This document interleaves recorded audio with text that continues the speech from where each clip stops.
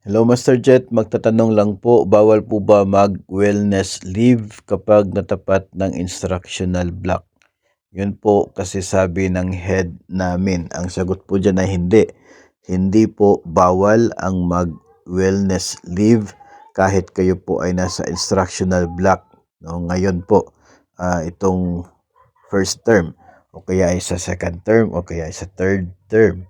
As long as nasa instructional block, hindi po ibig sabihin nun ay hindi ka na pwede mag-apply ng wellness leave. No, hindi po natin nababasa sa kahit saan man po na issuances ng DepEd o kaya ay maging ng let's say DepEd na lang po kasi tungkol po ito sa instructional block. Wala pong issuance sa DepEd na nagsasabing hindi ka pwede mag-wellness leave. Marahil ito lamang po ay isa sa mga gustong ipa-implement ng inyo pong school head dahil natatakot siya na baka walang magiging reliever doon sa klase mo at baka siya yung makakapagturo kasi walang available na teacher.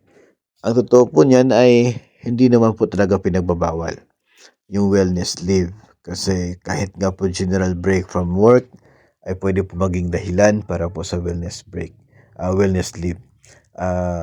Kailan kaya yung gusto niya na mag-apply ng wellness leave yung kanya pong teacher? Hindi naman po pwede na during sa wellness break ka mag-apply ng inyo pong leave kasi magkaiba po, no? Dagdag po sa parang binigay na pabor sa mga guro ngayon. Ito pong wellness break na ito, iba pa po doon sa wellness leave. So, hindi pwedeng during the break ka mag-leave. At kapag end naman po ng term, ay marami din po yung mga trabaho na dapat pong gawin.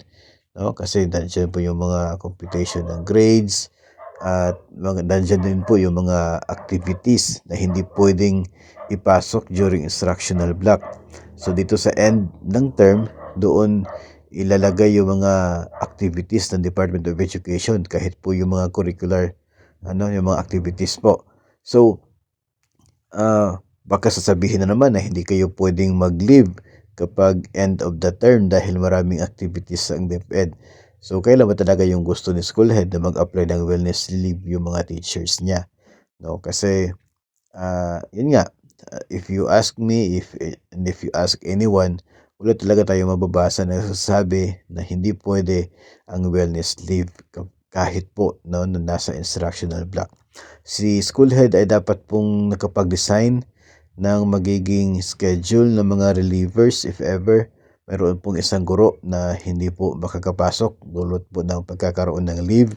So, pwede naman pong pag-usapan po yan sa inyo pong level sa paaralan at kung kung sino yung papasok sa klase ng isang guro na naka-schedule sa kanya pong wellness leave. So, mali po na sabihing ipinagbabawal ang pag-avail o pag-apply nito pong wellness leave na ito dahil lamang po dahil po na nagkataon na nasa instructional block pa.